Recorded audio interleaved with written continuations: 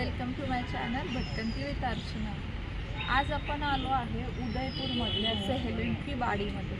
तर इथे खूप चांगला परिसर आहे। एंट्रीला तर बाग वगैरे आहे। इथं आल्यानंतर कळालं आम्हाला की इथे तिकीट काउंटर आहे आणि तिकीट काउंटरवरती आम्ही आता तिकीट घेतलेलं आहे।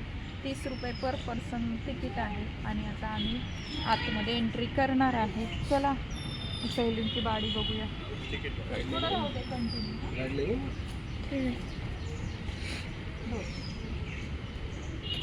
देखिए हिस्टोरिकल जगह है। 300 साल पुराना जगह है।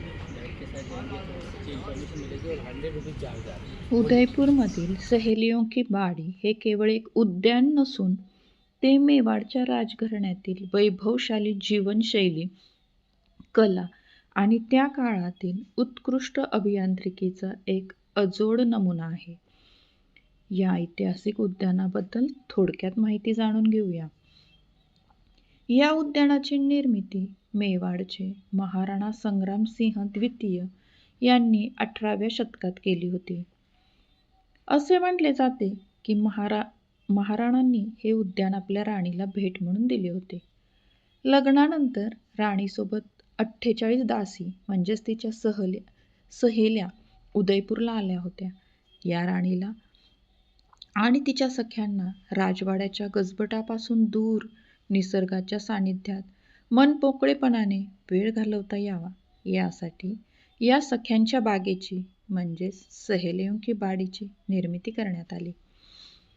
त्या काळी राजघराण्यातील स्त्रिया या बागेत फिरायला येत, गाणी गात आणि सण साजरे करत असत. हे उद्यान त्याच्या हिरवळीपेक्षा तिथे असलेल्या पाण्याच्या कारंज्यांसाठी म्हणजेच फाउंटनसाठी जगप्रसिद्ध आहेत. विजेविना चालणारी कारंजी हे या बागेचे सर्वात मोठे तांत्रिक आश्चर्य आहे.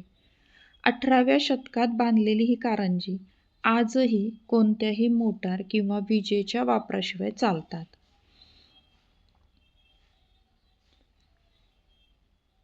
हे उद्यान फतेहसागर तलावाच्या खालील स्तरावर आहे.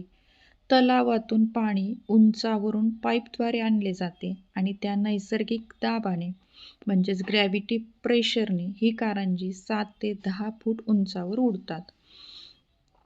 कारंज्यांची रचना अशा प्रकारे केली आहे की जेव्हा ती पूर्ण क्षमतेने सुरू होतात तेव्हा होणारा पाण्याचा आवाज हुबेहूब पावसाच्या आवाजासारखा वाटतो. राजाने हे खास राणीसाठी केले होते जेणेकरून तिला कडक उन्हातही पावसाळ्याचा आनंद घेता येईल.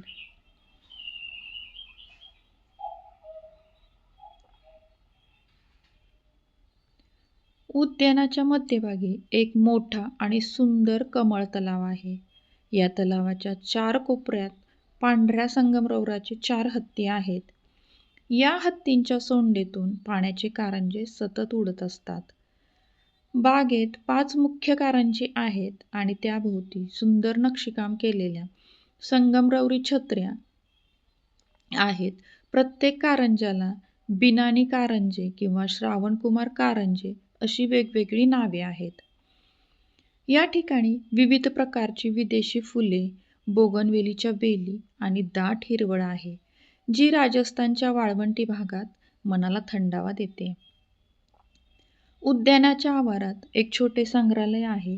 यामध्ये मेवाड राजघराण्यातील जुन्या काळातील वस्तू, शिकारीचे साहित्य, प्राण्यांचे अवशेष आहेत आणि जुनी दुर्मिळ चित्रे जतन करून ठेवलेली आहेत. उद्यानाला व्हिजिट करण्यासाठी सकाळी 9 ते रात्री 7 या वेळेत हे उद्यान उघडं असतं. या दरम्यान तुम्ही येऊन या ठिकाणी भेट देऊ शकता. सप्टेंबर ते मार्च या काळ हा अतिशय उत्तम काळ मानला जातो.